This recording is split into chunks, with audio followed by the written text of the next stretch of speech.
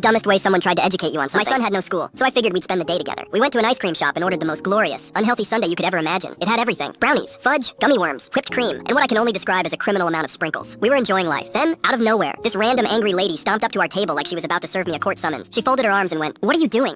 Eating ice cream?" I just shrugged. Spending the day with my son. Apparently, this was the worst thing I could have said. Her eyes widened, her jaw dropped, and she gasped like I just confessed to a federal crime. "You are ruining his life." Excuse me? A child should never eat something this unhealthy. You're setting him up for failure. Ma'am, it's ice cream. She went on this full TED talk about how I was stunting his growth and destroying his health, acting like I force-fed him sugar through a tube every morning. I explained that it was just a treat, that my kid eats normally most of the time. She shook her head. That's what all bad parents say. At this point, my son was trying not to laugh. I just smiled and went, "Respectfully, he's not your kid, and you need to shut up." Wrong move. She snapped. She turned to the nearest employee, waved her arms around like she was trying to land a plane, and screamed, "Kick them out, they're poisoning that child." The employee just stared at her like she was an escaped mental patient. Then, with the straightest face possible, they went, "Ma'am, it's literally an ice cream shop." She turned bright red. Then she stomped out the door, knocking over a napkin dispenser on her way out. And out of pure, glorious, beautiful spite, I walked up to the counter and ordered my son another ice cream